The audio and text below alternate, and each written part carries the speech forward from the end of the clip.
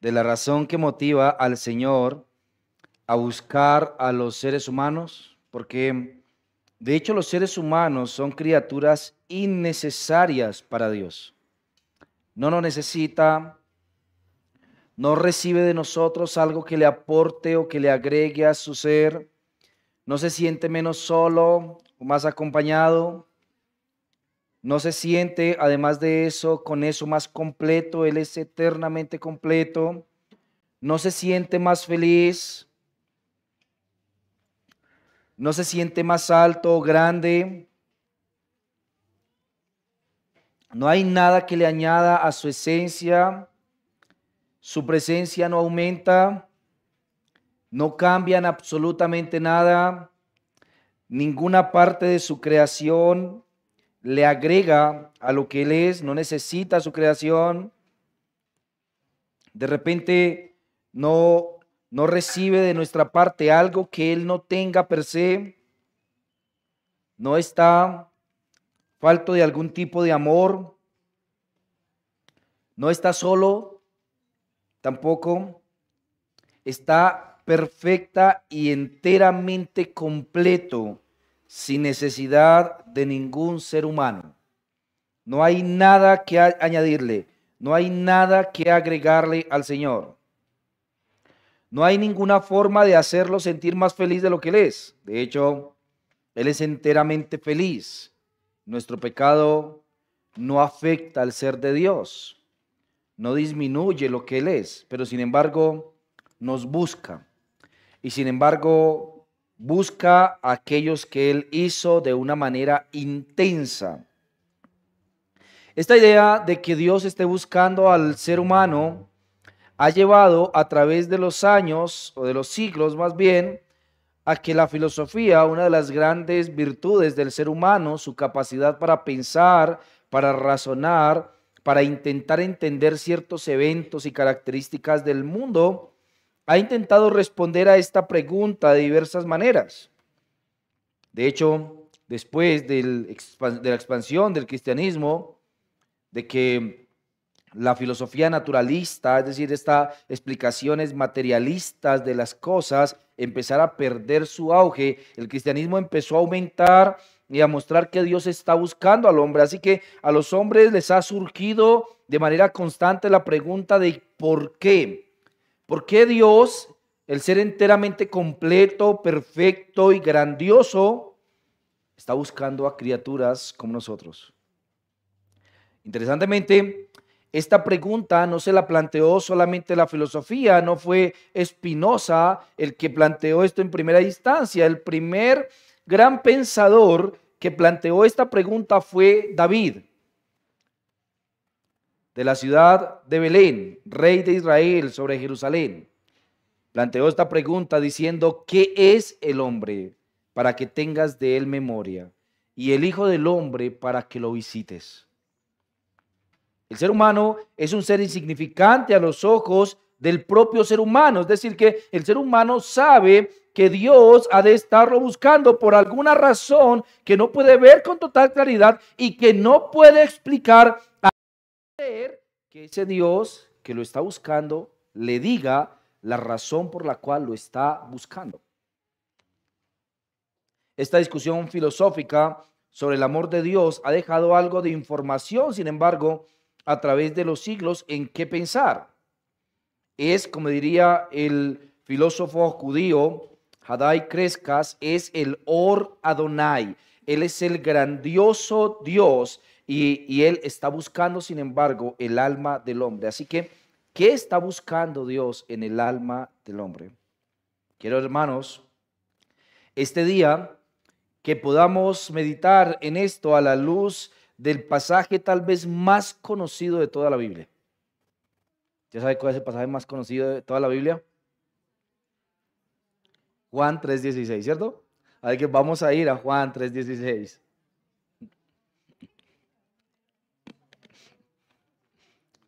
Hay muchos pasajes en la escritura, pero este particularmente es tal vez el más conocido entre el pueblo cristiano. Juan capítulo 3, versículo 16. Déjeme por favor que yo lea este pasaje para usted. Dice la Escritura, porque de tal manera amó Dios al mundo que ha dado a su Hijo unigénito para que todo aquel que en él cree no se pierda, mas tenga vida eterna. Para que todo aquel que en él cree no se pierda, mas tenga vida eterna. Padre y Rey de gloria, Señor soberano sobre todos los dioses que el ser humano pueda haber creado, único y personal, que aunque hiciste todo y estás por encima de todo, también estás con todo y nos conoces a todos, que nos llamas por nuestro nombre, que más importantes que las estrellas en el cielo, has visto a estas criaturas, y si a ellas las llamas a cada una por su nombre, cuánto más a nosotros nos conoces y nos llamas de manera personal. Que no has escatimado lo más valioso de todo, tu Hijo, de tus entrañas, el amado, para venir a salvarnos y redimirnos de tu ira eterna. Oh bendito, a causa de ese amor que tú nos tienes y que nos has demostrado enviando a tu Hijo a la cruz para morir en nuestro lugar, te rogamos que tu Espíritu Santo esta mañana sea obrando en nosotros y nuestros corazones para que podamos, Señor, conocerte más, admirarte más, contemplar lo que has hecho más. Oh Padre, déjanos ver con mayor claridad aquel que es la razón de la existencia de todo lo que existe, aquel que es nuestro Creador y quien sostiene no solamente nuestra vida, sino el mundo entero por su poder, debajo de cuyos pies está todo lo que has hecho, sobre lo que Él reina como el rey entronado en el lugar de mayor preeminencia. Déjanos ver y amar a ese grandioso Rey mediante tu Espíritu, Señor, te lo rogamos. En el nombre de Jesús. Amén y amén. La gran virtud de la propuesta que hizo Haddai Crescas acerca del amor de Dios y de por qué Dios está buscando al hombre tenía que ver con la idea de que Él está buscando al hombre por una razón particular a la que Él le llama el amor. Pero estas palabras vienen de un judío filósofo. No quiero que esté pensando de esto como un hijo de Dios que ama al Señor y que piensa en el amor de Dios, sino como un filósofo que filosofea acerca del amor de Dios y de cómo esto puede llegar a aplicarse en la vida. A tal punto que llegó a la conclusión, Haddai Crescas, que la única forma en la que podemos verdaderamente nosotros conocer a Dios es despojándonos de cualquier tipo de racionalidad o práctica y centrándonos en la emoción que produce el amor. Así que como él ya entró dentro de esta discusión, tenemos que pensar en qué es el amor, aunque intentamos definirlo de muchas maneras y de muchas formas. Haddai Crescas le dio un sentido a la palabra amor que le daba una cierta preeminencia a la emoción antes que a otras cosas. La emoción era la mayor virtud y tú debías conocer a Dios emocionalmente. En los últimos años, en el despertar, como alguien lo ha llamado, de esta nueva era del posmodernismo o el modernismo tardío que alguien ha llamado, algunos han planteado la idea de que hemos vuelto nuevamente al tiempo de la academia, en donde volvemos nuevamente a las ideas que dejan despojadas ciertas virtudes de lo que producen esas ideas. A decir verdad, a veces en realidad intentamos definir el amor simplemente en términos académicos e intentamos definir el amor solamente en términos de decisiones. Pero sabemos por la práctica de nuestros días que el amor tiene una forma sencilla de ser definido Y esa forma sencilla tiene que ver con la emoción, nuestras emociones. Yo amo a tal persona, o yo amo a tal otro, o yo no amo tal cosa, o yo amo esto, o yo estoy enamorado de tal persona. Esta forma es una forma que define el amor como un sentimiento que se expresa hacia algo o alguien. Y es una forma sencilla de definirlo, pero no en los términos de la filosofía. Y mucho menos en los términos de Dios. Si Dios es amor y no necesita ser amado, entonces ¿por qué razón está buscando a criaturas que no pueden aportarle nada o hacerlo mejor? Cuando Cristo estaba planteando nuestro pasaje al momento de hablar con Nicodemo, estaba planteando una idea que no comenzó allí en el capítulo 3, sino que comenzó de hecho en el capítulo número 1.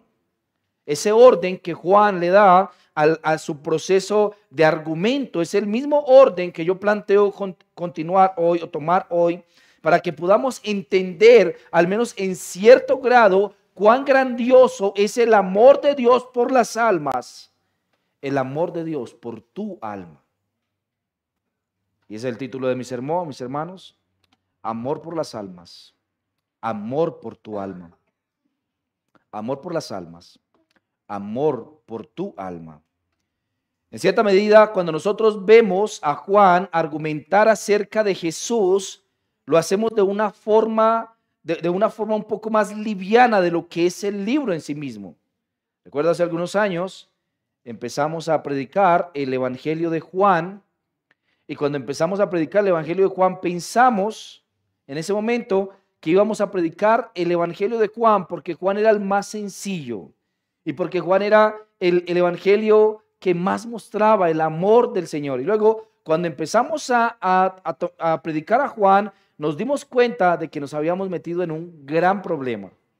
Porque primero, no era tan sencillo como lo pensábamos, y segundo, el pensamiento de Juan sobre Jesús estaba más estructurado, más completo y más profundo de lo que estaba en cualquiera de los otros evangelios.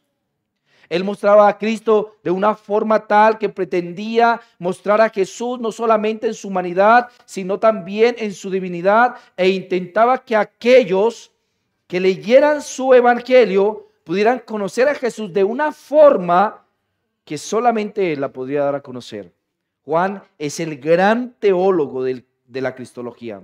Él es el gran teólogo de Jesús. Así que cuando él empieza a hablar en Juan capítulo 1, versículo 1, acerca de Jesús, él está planteando un desarrollo de su pensamiento y de su argumento que pretende primero comenzar mostrando la importancia de este Jesús. Por eso es que cuando él dice esto en Juan capítulo 1, versículo 1, él dice: oh, en el principio era el verbo, y el verbo era con Dios, y el verbo era Dios. Ahora, él ha planteado una idea allí en Juan 1.1. Él ha planteado la idea de que Jesús es Dios y que Jesús estaba desde el principio con Dios y que Jesús había hecho todas las cosas porque Él estaba al principio allí.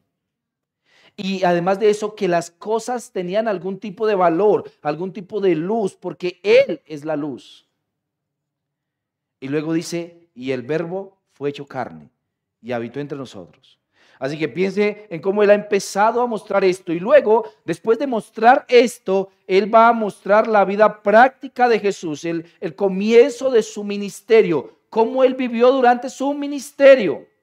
Y va a desarrollar eso hasta el punto de llevarnos a la cruz, al sacrificio. Pero, finalizando su libro, Él primero tiene que decirnos cuál es el propósito de ese libro.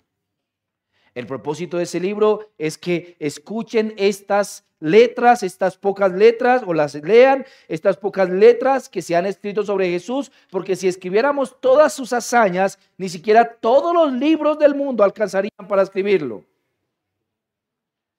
Él nos muestra allí que el propósito es que conozcamos a Jesús para que tengamos vida en su nombre. Pero luego nos muestra que ese amor tiene una demanda particular. Hay una demanda particular de ese amor de Dios, y es que creamos en Él. Y cuando usted mira a Juan en el capítulo 3, verso 16, que es nuestro pasaje, él sigue exactamente ese mismo sistema de argumento. En primer lugar, él muestra la razón de la muerte del Hijo, el amor, o la razón de su venida al mundo, el amor.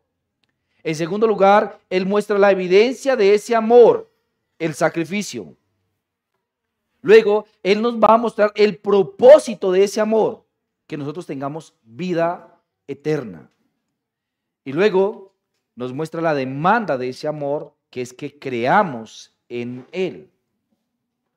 Así que, si nosotros seguimos esa línea de pensamiento de Juan y cómo él pretende mostrarnos las cosas, vamos a encontrar allí un sentido grandioso del amor de Dios que tal vez nosotros, desde un análisis natural o general de la palabra amor y de lo que amamos, no vamos a lograr comprender. Pero Él nos lo va a mostrar. Así que veamos, en primer lugar, la razón de la muerte del Hijo, o al menos de su venida al mundo. Él dice, porque de tal manera amó Dios al mundo. En primera instancia, él responde a Nicodemo, ¿por qué? ¿Cómo es que Dios ama al mundo? Mira, la razón por la que yo digo, en primera instancia, la razón de la muerte del Hijo es porque Cristo le ha acabado de decir a Nicodemo que es necesario que el Hijo del Hombre sea levantado, así como fue levantada la serpiente de bronce en el desierto, para que todo aquel que en Él cree no se pierda, mas tenga vida eterna. O sea que Cristo está señalándole a Nicodemo que hay una razón, un propósito de que Dios haya enviado a su Hijo al mundo. El propósito es que su Hijo muera en la cruz, y que muera para que las personas que creen en Él no se pierdan y tengan vida eterna. Lo que está haciendo Cristo al hablar esto con Nicodemo es decirle, Nicodemo, es necesario que yo, el Hijo de Dios, sea levantado en medio del desierto para que todo aquel que en Él crea o que en mí crea no se pierda, mas tenga vida eterna. Ahora, voy a intentar explicarles esto de la serpiente en el desierto, porque sé que algunos no están relacionados con este evento en el Antiguo Testamento. Mientras el pueblo de Israel salió de Egipto, Dios lo rescató por mano de Moisés cuando hizo estas grandes maravillas para rescatarlo, cuando envió lo que los egipcios llamaban plagas, que para nosotros son maravillas en el pueblo de Egipto, y los saca de Egipto. Mientras estaban en el desierto, ellos hablan contra el Señor y en su corazón se endurecen contra Él. Así que Dios, para mostrarles esto y hacerlos conscientes de tal pecado, les envía serpientes. Yo me imagino que eran colmenas de cascabeles. Usted sabe que en el desierto la serpiente cascabel anda en colmenas. No es como una serpiente por allí y otra por allí. Donde tú encuentras una, habrán miles y miles de serpientes, porque es una colmena. Así que ellos estaban pasando por uno de esos lugares y las serpientes empezaron a morder a las personas y las personas morían y miles de los israelitas murieron. Así que Moisés fue hasta el Señor y le dice, Señor, ayúdanos, sálvanos de esto. Y él dice, ok, vamos a hacer esto. Moisés fabrica una serpiente de bronce en una vara. Usted ha visto el logo de la Organización Mundial de la Salud, ¿no? Una serpiente en una vara. Bueno, esa no es. Es parecida, pero esa no es. Sí, esa no es. Esa es parecida. Imagínese esa, pero no es esa, porque la serpiente de la Organización Mundial de la Salud hace referencia a un dios romano, ¿no? A un dios romano, pero algo así. Y entonces le dice, ponlo en la mitad del campamento. Y cuando una persona sea mordida por la serpiente, por una serpiente, va a venir hasta aquí y va a mirar la serpiente de bronce que está levantada en la mitad del campamento. Y el que mire a esa serpiente, entonces va a ser sano de su picadura. Ahora, Cristo luego toma esa ilustración de lo que ocurrió en el desierto y dice, así como ocurría ya, es necesario que el Hijo del Hombre sea levantado para que todo aquel que crea en él no se pierda. Es decir, aquel que le ve levantado en la cruz se sane. Aquel que le ve levantado en el desierto se sane de su herida mortal, de la mordedura de la serpiente antigua, lo que hizo Satanás, el diablo, lo que generó en el corazón del hombre, y sea sanado, sea salvo de su mal. Y luego, ¿cómo va a hacer Dios eso? ¿Qué motiva a Dios a rescatar a una raza como la raza humana caída? ¿Y qué tanto amor poder mostrar por la raza humana en medio de una circunstancia como esa? Bueno, no va a ser posible que nosotros entendamos la inmensidad, el tamaño del amor de Dios por las almas, si primero nosotros no vemos la grandeza del sacrificio de Dios. Lo primero que vemos es la razón de la muerte del Hijo. Según Cristo, es el amor de Dios por el mundo.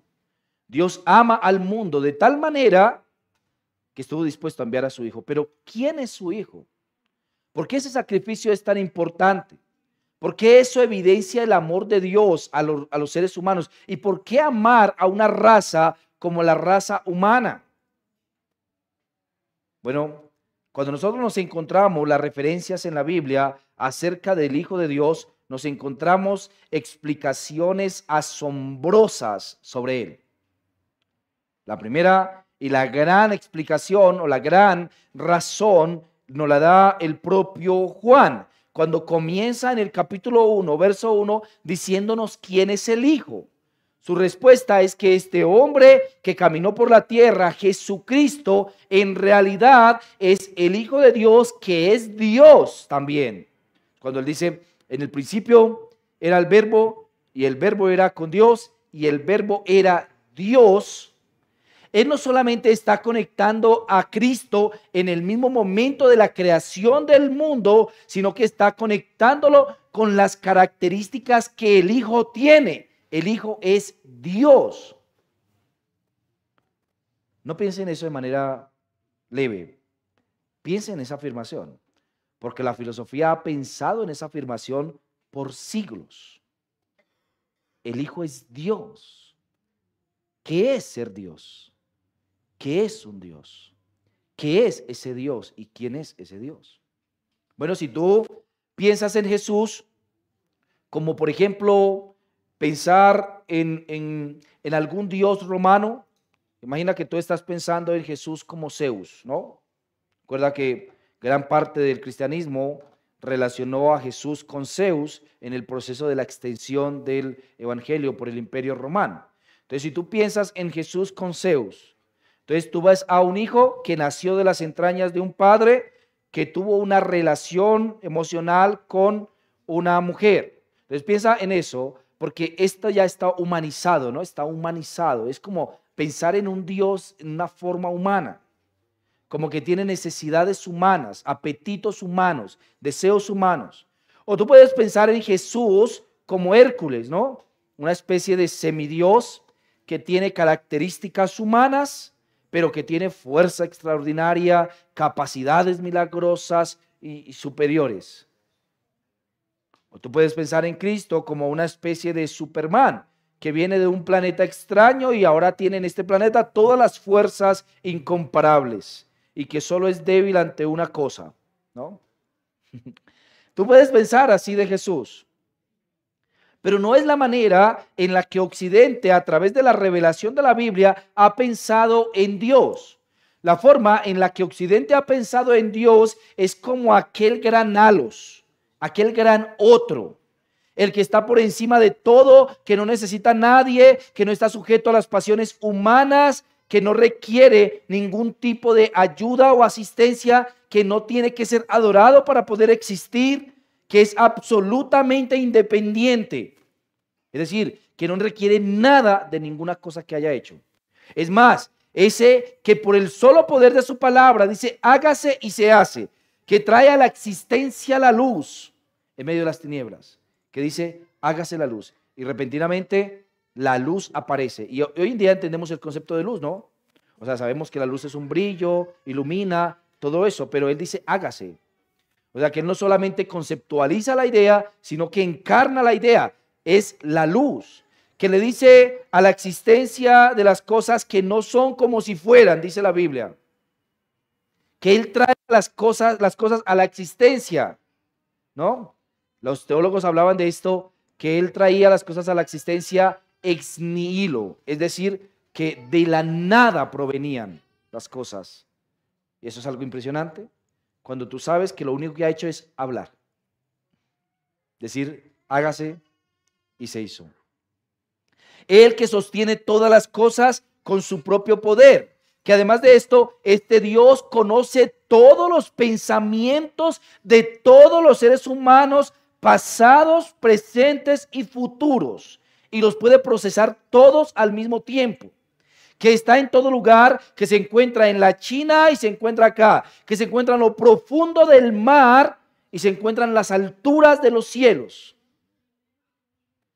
Que dentro de él es que todo lo que existe, existe. Es decir, que el espacio, el tiempo y la materia están dentro de Dios. Este que estaba sentado sobre su trono. Mira la descripción de la Biblia respecto de Dios en el Antiguo Testamento, solamente por pensarlo. En la gran visión de Isaías, mientras mira al cielo, él dice, está sentado en su trono. Y alrededor de él hay criaturas que están cantándole noche y día, todo el tiempo, santo, santo, santo, es el Señor de los ejércitos. Y dice Isaías, y cuando ellos cantaban, los quiciales de las puertas se estremecían y la casa se llenaba de humo. Este que según las afirmaciones de Moisés estaba descendiendo en la peña y su resplandor era tanto que los hombres no podían mirarlo, que estaba dentro de la tienda y los hombres no podían entrar porque su presencia les impedía entrar.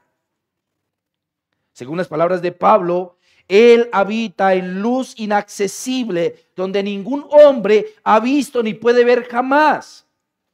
Él, según Apocalipsis, delante de quien sus ángeles se postran y le dicen, digno eres de abrir el rollo. Él que según las descripciones de Juan es el alfa y la omega, el principio y el fin. O según las afirmaciones de Pablo, quien sostiene toda la creación con su propio poder, para quien existen todas las cosas que existen según él. Él que se pasea entre querubines en los cielos, que cabalga entre las nubes,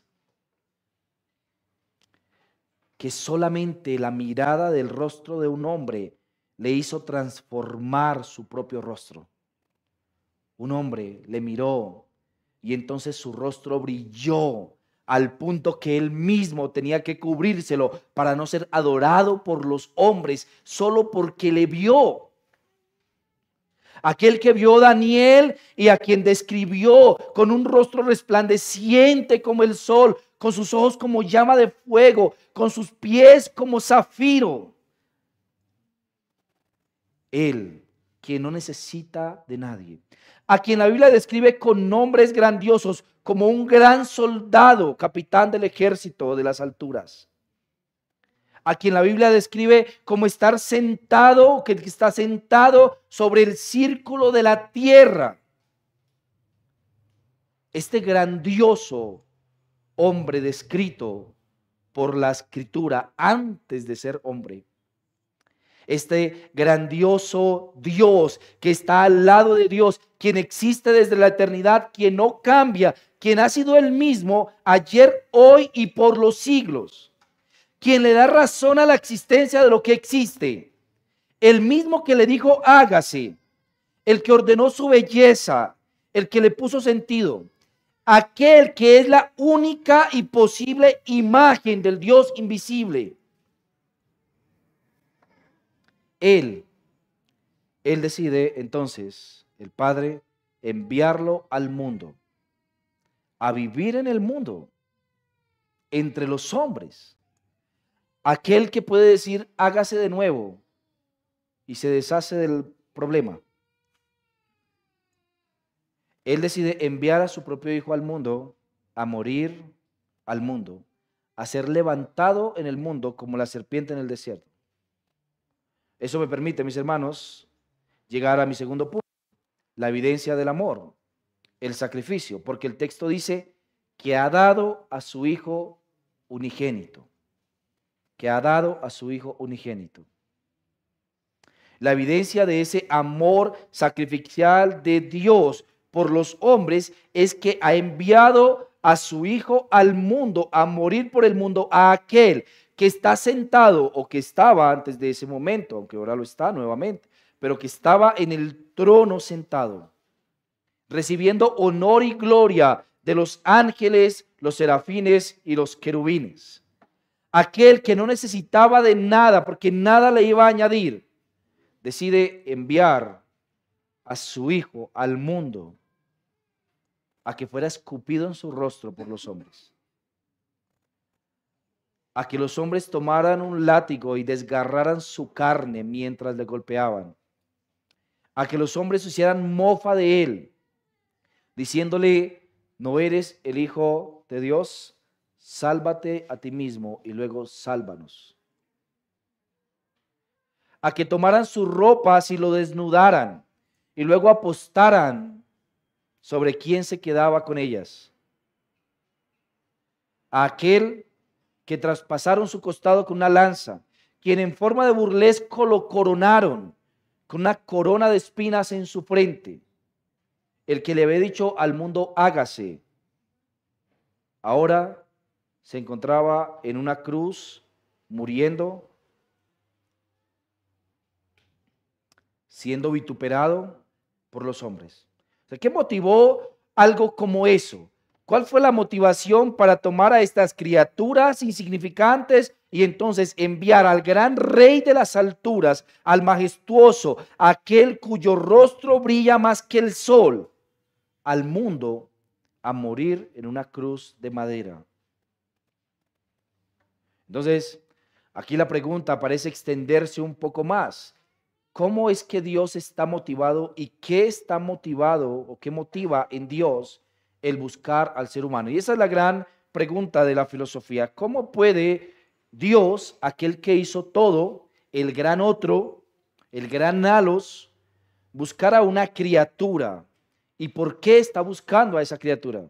Aunque muchas respuestas han sido propuestas para esto, la gran afirmación de el amor genera en nosotros una incógnita mayor y nos obliga a definir entonces en una manera más precisa que lo que se ha hecho históricamente lo que es el amor. ¿Qué es el amor de Dios? ¿Por qué Dios ama a los hombres? ¿Por qué entregar a su Hijo por estas criaturas?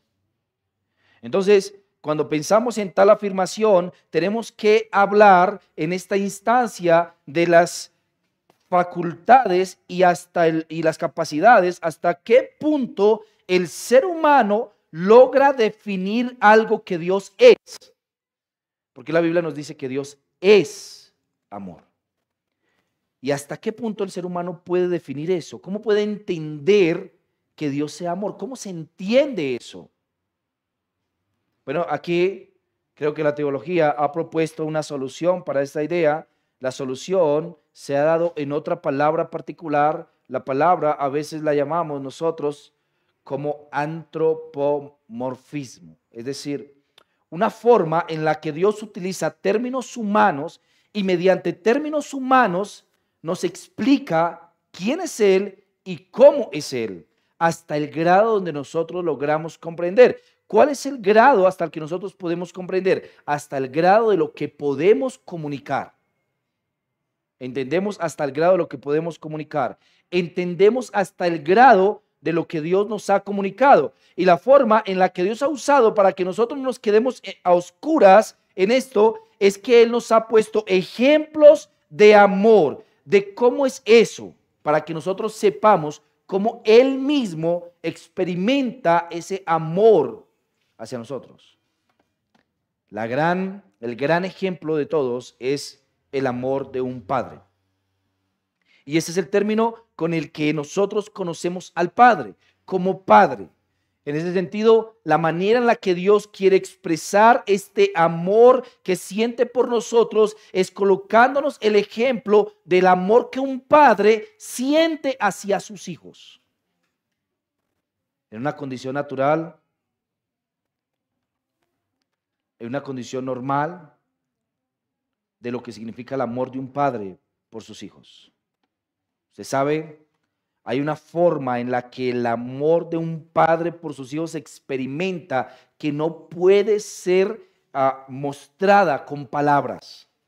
Que las palabras no pueden comunicar ese amor que está sintiendo un padre por sus hijos. Cuando más hay actos, actitudes. Yo disfruto muchísimo algo en mi vida y es llegar a mi casa, ¿saben? Yo disfruto mucho eso, ese momento particular, el evento exacto en el que llego a mi casa. Cuando yo abro la puerta de mi casa, ¿no? Y veo a 3 niños corriendo a ver quién gana primero para llegar, ¿no? A abrazarme. Así que hay un sentimiento que yo no puedo expresar allí. Yo los cojo, los abrazo, los aprieto muy duro, pero no sé cómo poder decirles lo que está ocurriendo en mi interior. Está ocurriendo algo grandioso en mi interior. Es una sensación de darme como si uno quisiera meterse en el alma de ellos, meterse allá y experimentar, y que ellos puedan experimentar lo que está ocurriendo dentro de nuestros corazones. Ese amor natural de un padre por sus hijos es un ejemplo grandioso que Dios ha puesto para que nosotros sepamos cómo en Él se experimenta el amor que tiene por nosotros. ¿Cómo está experimentándolo el Señor? Un deseo intenso, unas ganas de cogerlos y abrazarlos, de meterse en sus almas.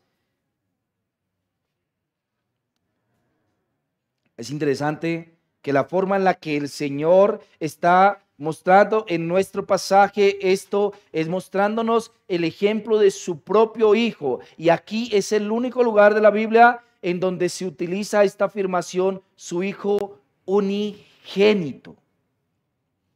Unigénito. Él está mostrando, Cristo está mostrando el grandioso amor del Padre por el mundo, que a su Hijo unigénito lo ha cambiado, lo ha enviado. Entonces piense un poco lo que está ocurriendo acá, porque Cristo es llamado en la Biblia como el amado, ¿no? Por lo cual somos aceptos en el amado. Y es llamado en la Biblia como el amado. Como el Hijo está experimentando tan profundo amor por su Padre que Él decide venir al mundo y entregarle esto como regalo a su Padre. Cuán grande está experimentándose aquí el amor. Y aquí hay otro ejemplo de cómo experimenta Dios el amor en el amor de un hijo por su padre también. ¿Cómo ama el hijo a su padre? El hijo ama a su padre de manera entrañable también, como saliendo de las entrañas, como saliendo de adentro. Yo sé que ustedes y yo todavía no lo he experimentado, algunos de ustedes sí. Pero saben que una de las grandes preocupaciones que tengo, yo me imagino que esto ha ocurrido con ustedes en mi vida, es tener que imaginar el momento en el que ya no esté.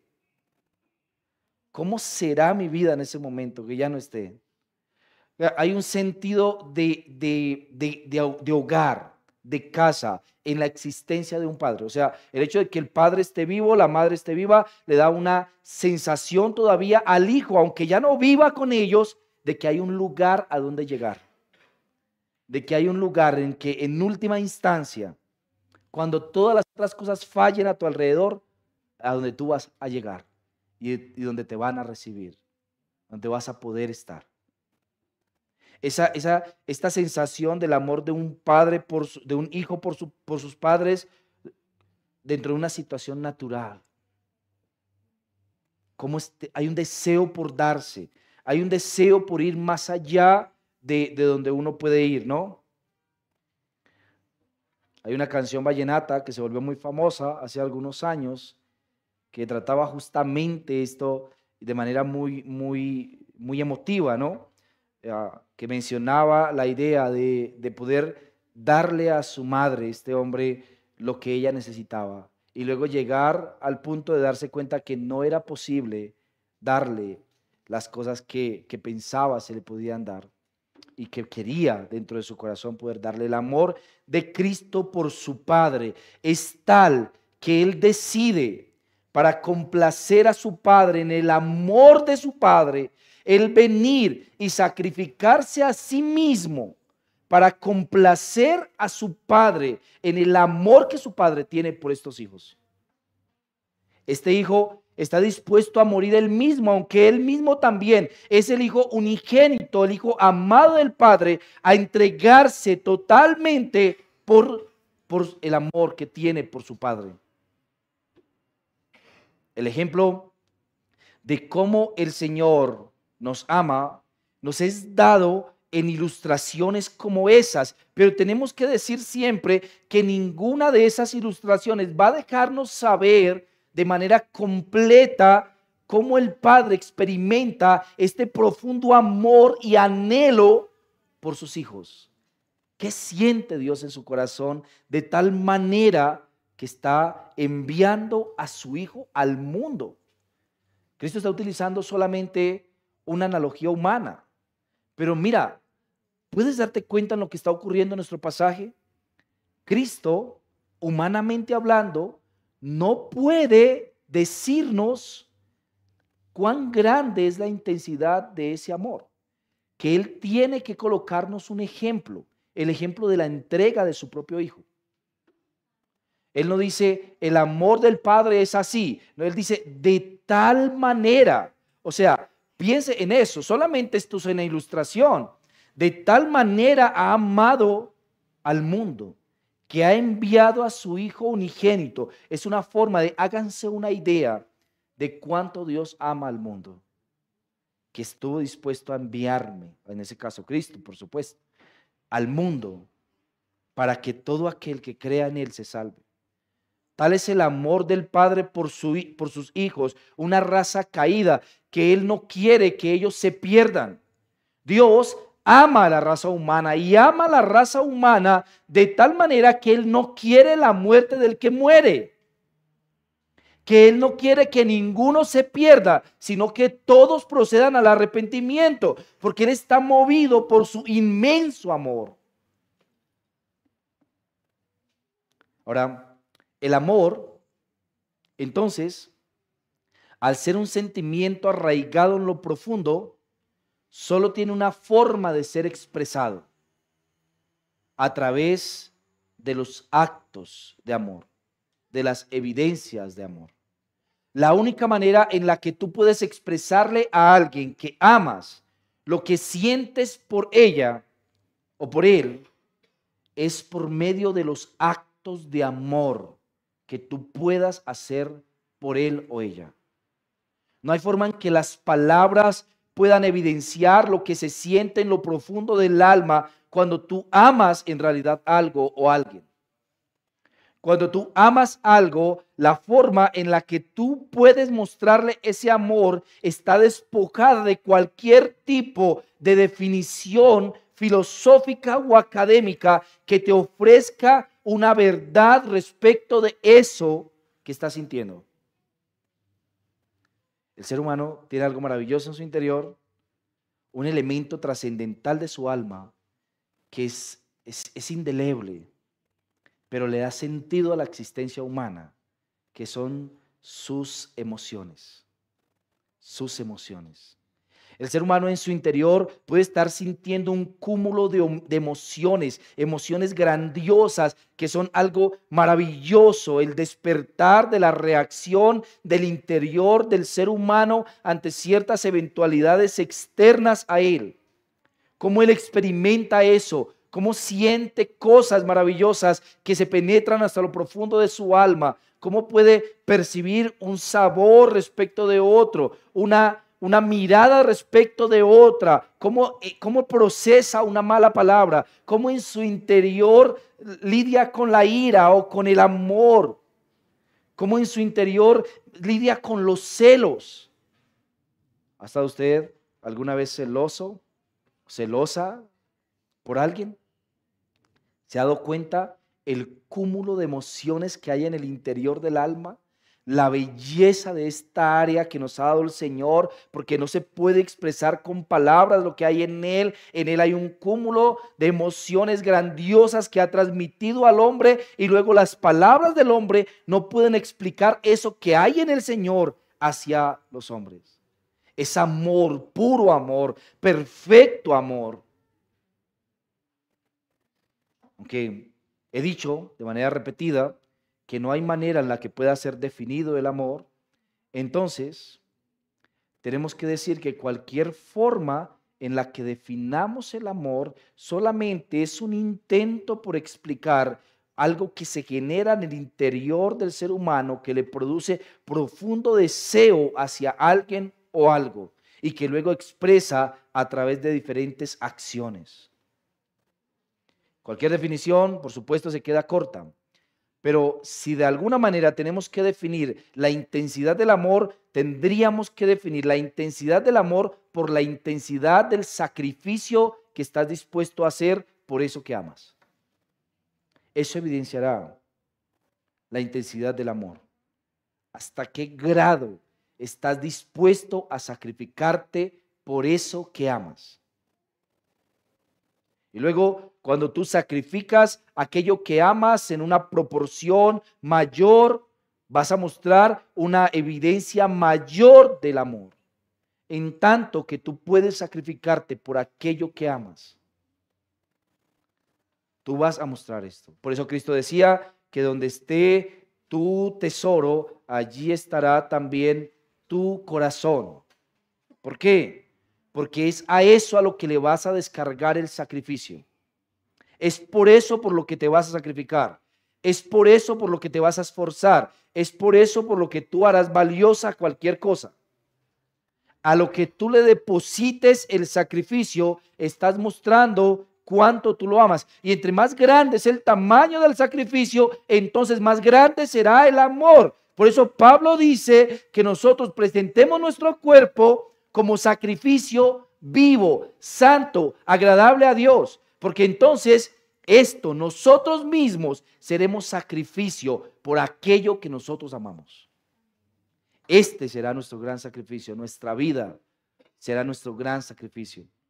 Cristo, hablando con sus discípulos esa misma semana cuando iba a morir, Él les dice a sus discípulos: ya no los voy a llamar mis siervos, ¿no? Sino mis amigos.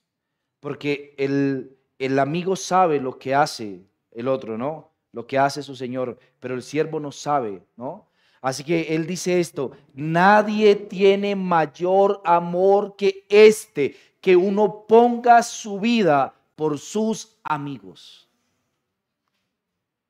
El Cristo fue más allá de simplemente una expresión, de un sentimiento, una emoción. Como Dios, que es puro amor, Él es el amor perfecto, el amor puro, la sustancia pura, según la filosofía. Él decide entregar lo mejor que tiene.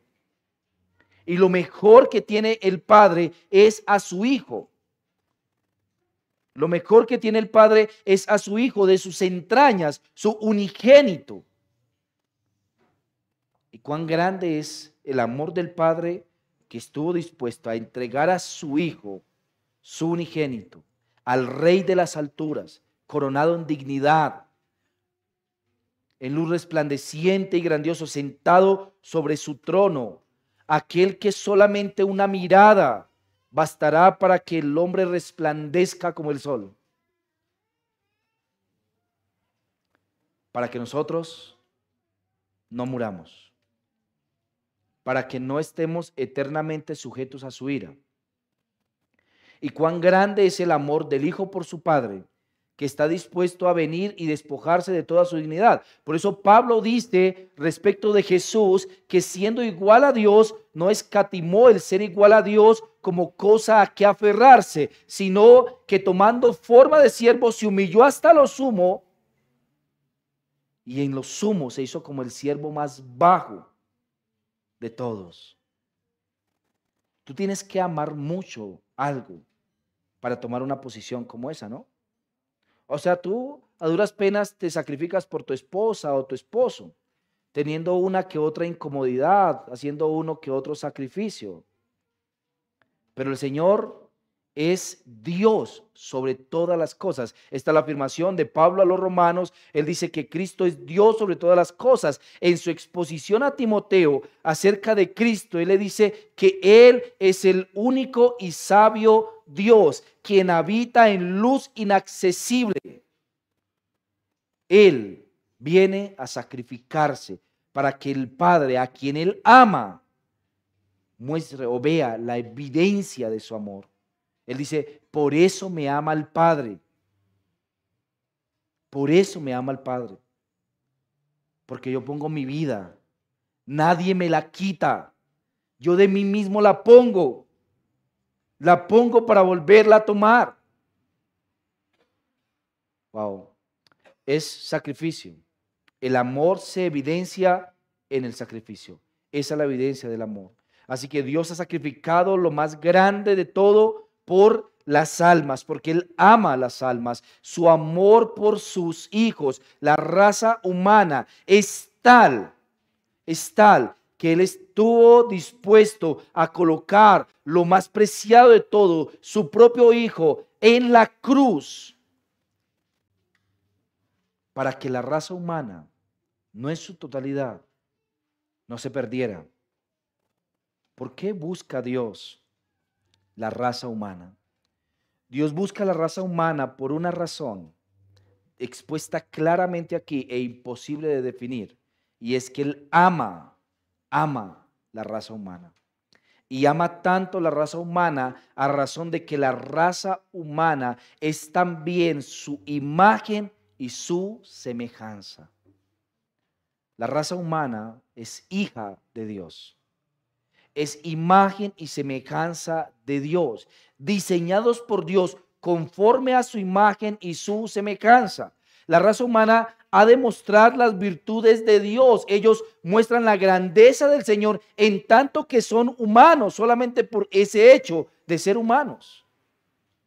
Por eso Dios prohíbe al ser humano que se haga imágenes o semejanza de alguna cosa que está en la tierra o en el cielo o en las aguas, ¿no? O debajo de la tierra, dice él.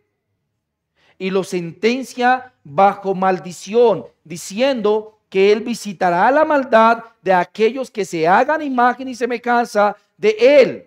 ¿Por qué? Porque él solo puede tener una imagen y semejanza, y es a un hombre vivo. No hay ninguna criatura o ninguna fabricación humana que pueda expresar lo que Dios es, sino solamente el hombre.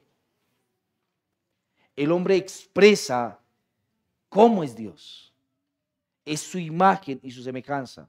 Y ningún tipo de fabricación humana hecha por manos humanas podrá mostrar algo de lo que es Dios. Por eso su ira ante la fabricación de ídolos. ¿Por qué? Porque no hay ningún ídolo que pueda expresar lo que Dios es. Solo el hombre, el ser humano, puede expresar lo que Dios es. En palabras de un filósofo, Dios está buscándose a sí mismo en los hombres. ¿Por qué? Porque ellos son su imagen y su semejanza, lo que Él ha puesto de sí mismo en ellos. Ahora, Dios entonces nos muestra su gran amor como la razón por la cual está dispuesto a entregar su propio Hijo. El Hijo nos muestra su gran amor por el Padre en su disposición para entregarse por los hombres. Pero, además de eso, también el Hijo nos muestra qué propósito tiene el amor. Es interesante pensar en esto, y es que el amor no es un asunto desposeído de propósito. No estoy diciendo de interés. ¿Por qué? Porque el interés es algo que se retribuye. El interés se retribuye, es algo que yo doy para que luego me retribuya algo. Pero el amor sí se encuentra cargado de propósito. El amor se encuentra cargado de propósito. Tu amor por tu esposa está cargado de propósito. está cargado de propósito. En palabras de un teólogo de hace unas 2 décadas, el alma humana crece en el alma de otros. El alma humana crece en el alma de otros. Es como el cultivo donde tu propia alma se ve cargada. Tú amas a tus hijos y tienes un propósito con eso. El amor está cargado del propósito de que tu propia imagen esté saturada en la forma de tu hijo y en cómo es tu hijo. O sea, tú estás intentando enseñarle lo que tú eres, lo que tú sabes. Tú estás queriendo formarlo en que esto no está bien, esto sí está bien, porque es tu propia consideración, es tu propio concepto. Así que tú estás llenando a tu hijo de lo que tú eres, estás cargando a tu hijo de propósito. Tú estás creciendo en el alma de tu hijo. Cuando Dios dice esto, a Adán le dice algo maravilloso y me encanta ese pasaje. Se encuentra allí en Génesis capítulo 5, cuando dice el texto que Dios hizo a Adán conforme a su imagen y su semejanza, ¿no? Luego dice que Adán tuvo un hijo conforme a su imagen y su semejanza. Así que es tanto cierto como que los seres humanos son imagen de Dios, como cierto que nuestros hijos son imágenes nuestras. Y estamos cargándolos de lo que nosotros somos, llenándolos de nosotros. Y mientras tanto nuestra alma está creciendo en ellos. El propósito del amor del Señor es que nosotros tengamos vida eterna. Ese es su gran propósito. Nota cómo Él quiere dar lo mejor de sí. Lo mejor de sí es su eternidad. Bueno, si pudiéramos colocar eso en algún tipo de grado. Dios es la suma de sus atributos, sus perfecciones. Él está completo en todo, no necesita nada más. Pero así que estaría mal hablar en términos de lo mejor de Dios, porque todas sus cosas son insuperables. Pero su eternidad es algo grandioso. Es algo grandioso. Y Dios pretende depositar en el ser humano su eternidad, algo con lo que Él no creó al hombre. El hombre no fue creado con su eternidad, no en su cuerpo, básicamente en su alma. El ser humano estaba puesto en el Edén para alcanzar por medio de la obediencia la eternidad de su ser. Y Adán no lo alcanzó. Adán no alcanzó vida eterna para nosotros. Él alcanzó para nosotros la muerte, pero lo que Dios deseaba de Adán es que Adán alcanzara para nosotros la vida, que él tuviera derecho de comer del árbol de la vida. Él quería que Adán hiciera esto porque él quería dar lo mejor de sí a sus hijos creados, a la raza humana. Cristo, el Señor, anhela tanto esto para ellos que Él ahora, en obediencia al Padre y por su amor al Padre, amando a los hombres, se da por ellos para que ellos tengan vida eterna. Así que el amor está cargado de propósito en la mente de Dios. Que nosotros tengamos vida eterna. ¿Qué es eso, hermanos? ¿Qué es eso de la vida eterna? ¿Podemos nosotros imaginar algo como eso? ¿Se ha acostumbrado usted a la muerte de sus seres queridos? ¿Se ha acostumbrado? ¿Y por qué no? Si todos mueren desde Adán. ¿Ha enterrado usted seres queridos? Muchos. Entonces, ¿por qué no se ha acostumbrado a eso? ¿Por qué no se ha acostumbrado a eso? A la muerte y normal, se murió normal, sigamos adelante. ¿Por qué derrama sus lágrimas? ¿Y por qué siente el vacío? ¿Y por qué se siente incompleto ante la muerte de las personas que ama? ¿Por qué? Porque es que ese no es el propósito de su vida. Igual que ese tampoco es el propósito de tu vida. Es una anomalía en la raza humana. La raza humana no fue creada para eso. La raza humana fue creada para ser receptora de las perfecciones y las grandezas de aquel que lo creó. La raza humana estaba cargada de propósito y está todavía cargada de propósito. De tal manera que Cristo nos muestra que el gran propósito del plan de Dios es manifestarte su amor para que tú sepas cuál es su anhelo para ti, su propósito para ti, para que tú tengas vida eterna. O sea, no es simplemente un amor como un sentimiento de, bueno, yo los amo y ya está. Ah, es que Dios ama al ser humano. Ah, Dios te ama y tiene un plan maravilloso para tu vida. ¿No? No es un asunto abierto, no son palabras escuetas. Dios no simplemente ama. El amor de Dios tiene un propósito creciente. Su propósito es que tú habites junto a Él eternamente, porque de tal manera te ama. Es un sentimiento que sale del profundo del corazón de Dios, que no puede ser explicado con palabras humanas. Su amor, su propósito de amor es que tú vivas para siempre. Es que tú vivas para siempre. Que tú no experimentes la muerte. Que tú no te apartes de Él eternamente. Porque Él no quiere la muerte del que muere. Él quiere que tú vivas y que vivas para siempre. Y que vivas para siempre siendo receptor del profundo amor que te tiene. Ahora, sin embargo, también Él nos muestra que hay una demanda en ese amor. Y ese es mi último punto. Hay una demanda en ese amor. Él demanda que tú creas en Él. ¿Qué le demandas tú a tu esposa? Pues cuando mínimo que viva contigo, ¿cierto? Cuando mínimo que viva contigo, es tu esposa, ¿no?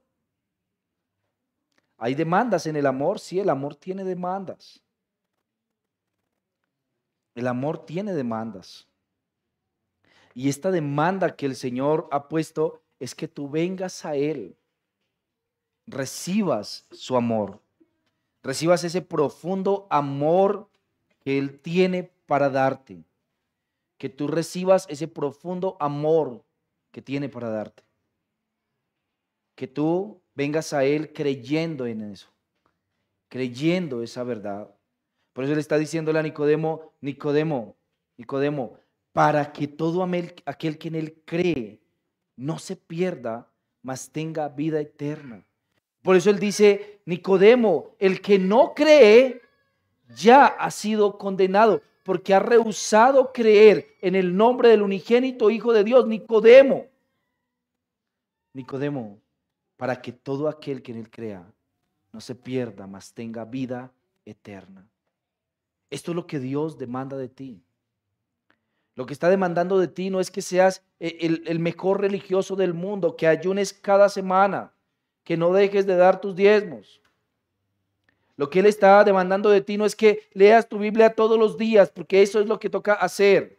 Lo que Él está demandando de ti no es que te vistas de esta o de tal manera. Lo que Él está demandando de ti es que tú coloques tus ojos en Él, aquel que decidió entregar a su propio Hijo para mostrarte su amor.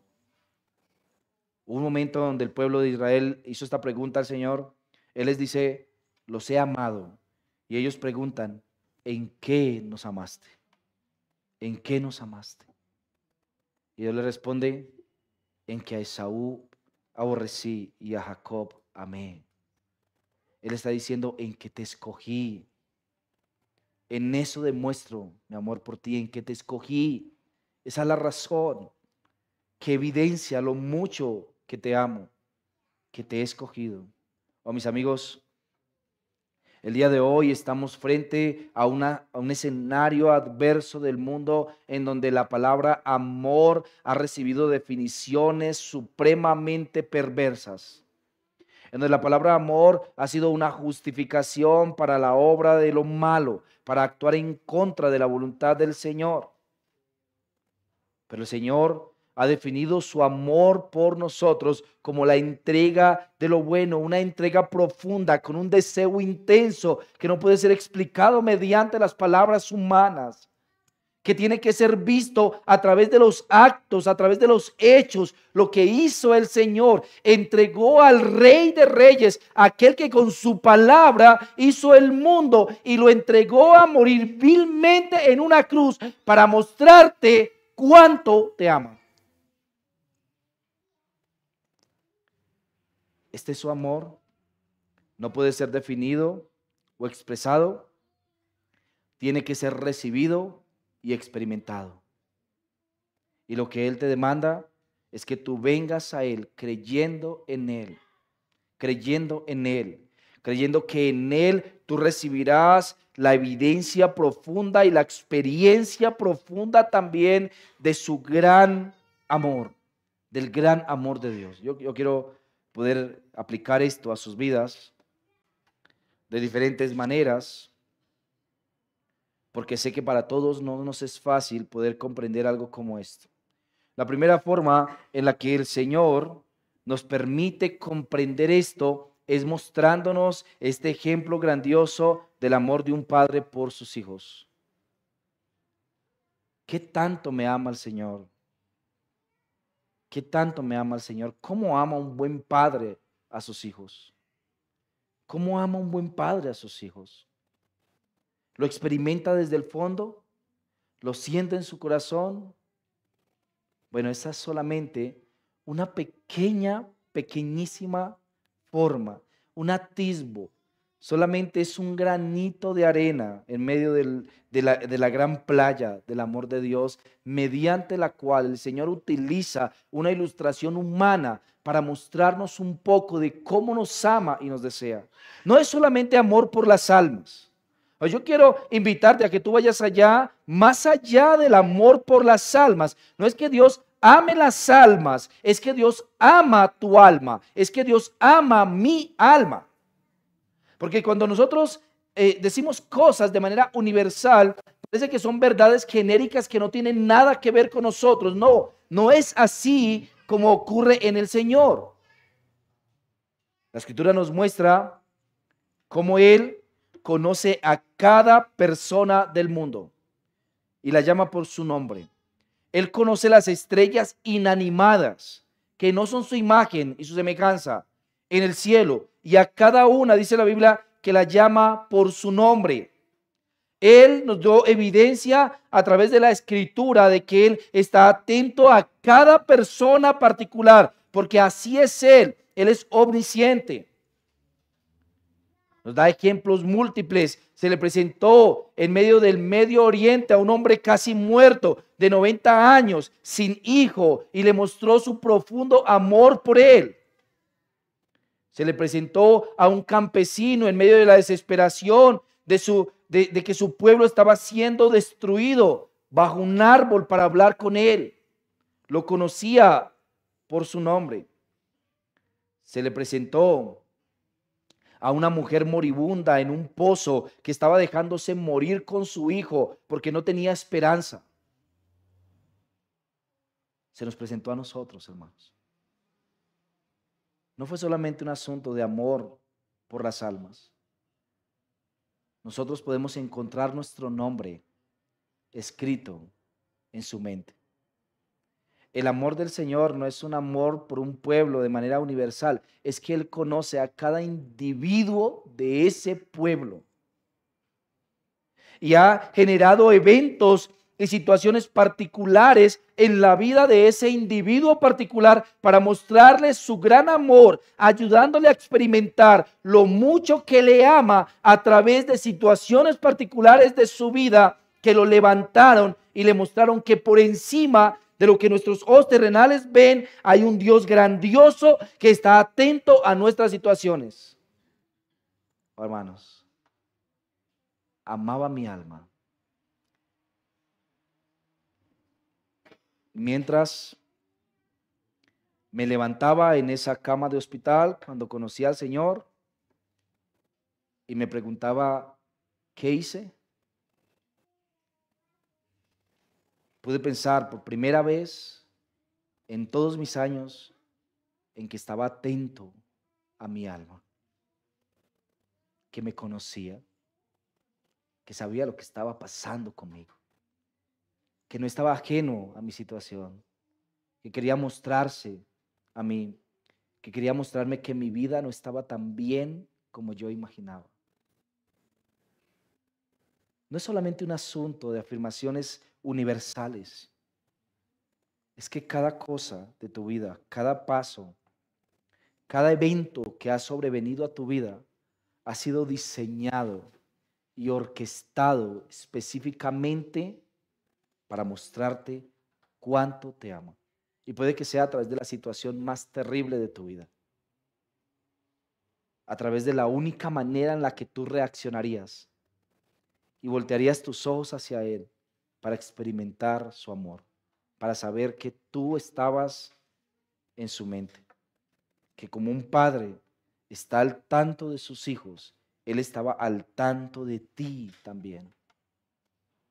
Así que en la afirmación de Cristo a Nicodemo no es un asunto general, como que Nicodemo, sí, el amor de Dios es grandioso. No, Nicodemo, todo aquel, cada persona que mire a su hijo levantado en la cruz, todo aquel que crea en Él, recibirá la vida.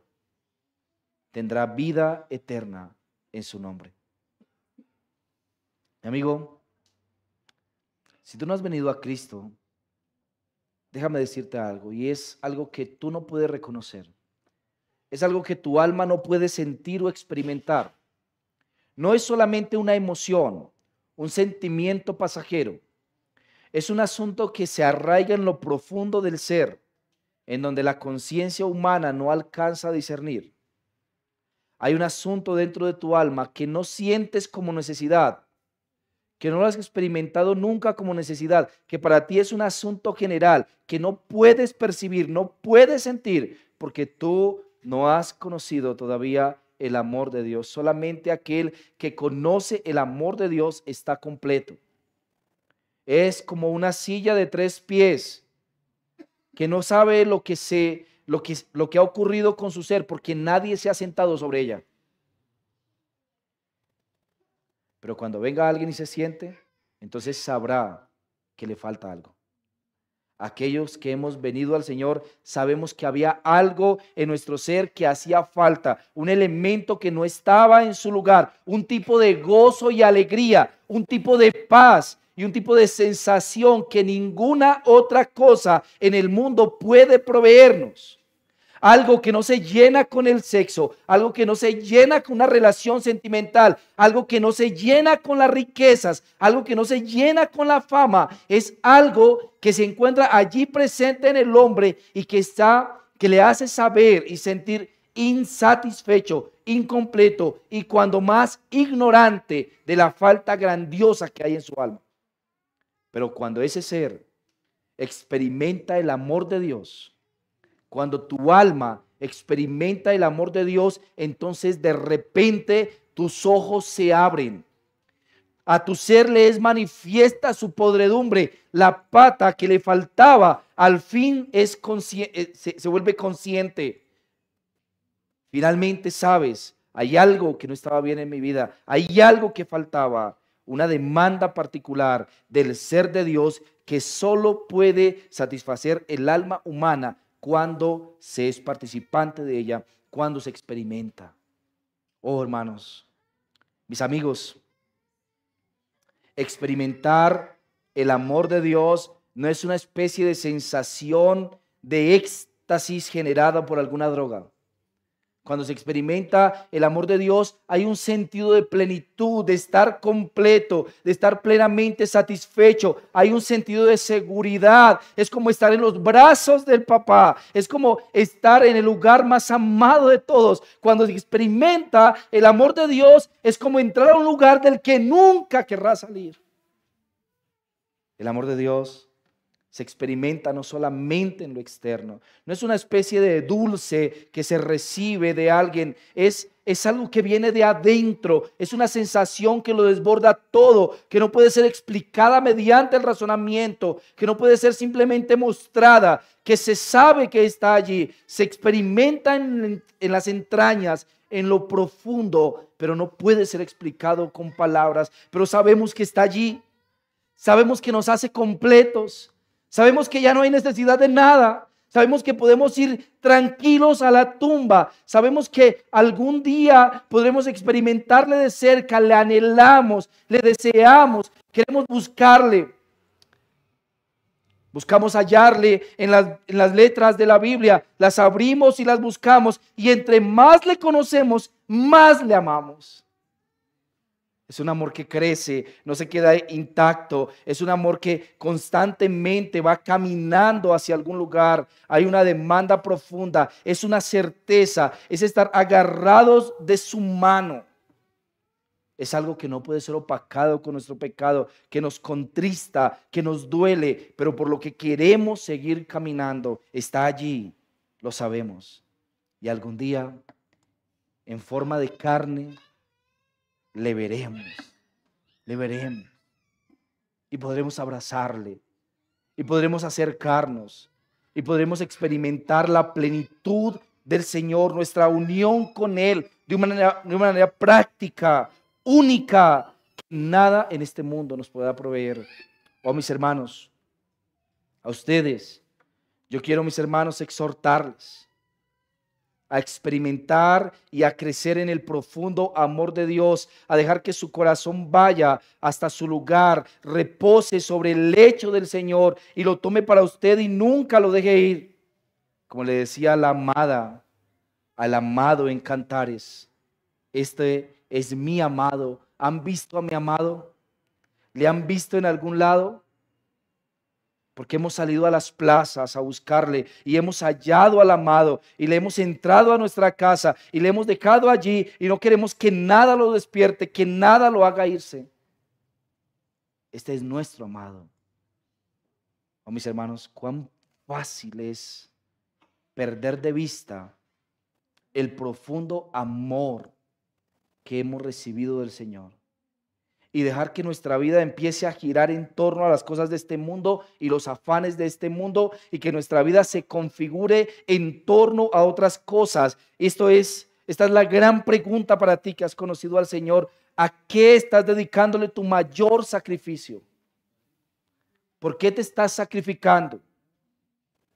Porque donde está tu tesoro, allí estará también tu corazón. ¿Cuál es tu gran tesoro? ¿Qué es lo que quieres alcanzar en la vida? ¿Cosas de acá? ¿Lo que está a este lado? Porque es por lo que más te estás esforzando.